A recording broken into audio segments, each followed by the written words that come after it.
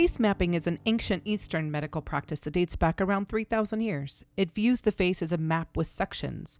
These sections are connected and correspond to internal areas of the body, very similar to acupuncture points. The philosophy is this: when there is an imbalance in the body, it will be reflected in the skin on the face.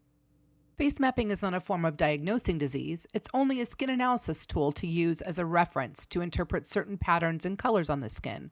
Like, where are the breakouts? Are they clustered in a certain area on the face? Are there specific patterns of dryness? It is also a way to really rely on your intuition and feeling about what is happening on the skin. When you are using face mapping as a tool for your initial skin analysis, I go through an order of discovery during a consultation. You need to understand the client's total environment. For instance, a breakout on the cheek. Could it be their cell phone, pillow, or do they sleep on their hand at night? Consider their present physical and emotional state. Is their skin clean? Are they over or under exfoliating? Are they super stressed out? Really look at the details of the symptoms. What grade is the acne? Most technicians tend to only concentrate on this last form of discovery and ignore everything else. Look at your client as a whole, internal, external, and emotional. How young are they? But how old do they look? Do they look healthy? Are they overweight or underweight? Do they smoke, drink? Do they travel for work? Really listen to the client's history, be curious, and ask really, really good questions. For our skin analysis and discovery, face mapping is only a tool for interpreting the information. Let me give you an example. Intense drying in between the eyebrows. If you were considering face mapping only, you would consider the liver or stomach is under duress. If you take into consideration the entirety of the customer, you will find that they began using retinols in between their eyebrows for their 11s. I'm not saying that this customer does or doesn't need to drink more water, but it is only a piece of the information you can put together for a full skin analysis. Color, breakouts, dryness, dullness, even transparency. These can all tell a deeper story of our internal health and be a reflection of how some organs are functioning inside of our bodies. So let's get to mapping the forehead. If you like what you've seen and want more of the same, please hit like and subscribe. It's primarily indicative of the digestive system. I developed deep horizontal lines in my forehead as early as my 20s. Face mapping would indicate a serious problem with my digestive system. Depending on everyone's comfort level, you can ask about their digestion. As it happens, I have suffered with stomach and intestinal issues most of my life, beginning as early as 3 years old. Do you also have to consider genetics, exfoliation, and hydration? Absolutely. But what a wonderful little tidbit of information to store in your customer's file for future use. Breakouts in this area can also be indicative of poor digestion, also food allergies, stress, or even the constant wearing of baseball caps and hats. Drink lots of water and be aware of any food you may have allergies to. I always recommend digestive enzymes, probiotics, anything to help aid in digestion.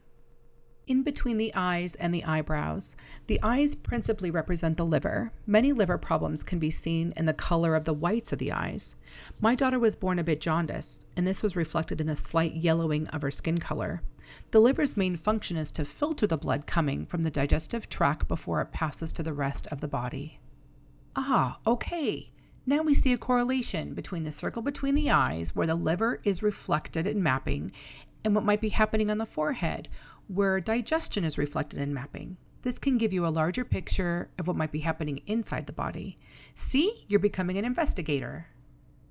The liver circle can also reflect a bad diet, dehydration, alcohol, all the fun stuff. Under the eyes, we have the kidneys, with the liver still being reflected. The kidneys perform crucial functions, including maintaining overall fluid balance, regulating and filtering minerals from the blood, and filtering waste materials from food, medications, alcohol, etc. You might see bags or puffiness under the eyes. This can be an indication of distressed kidney function in the body if you're considering face mapping, but also reflective of allergies, sinus issues, heredity, fluid retention from salt intake, trauma, or even a lack of sleep. Let's move on to the cheeks. Over my years, I have seen a lot of cystic type acne on the cheeks.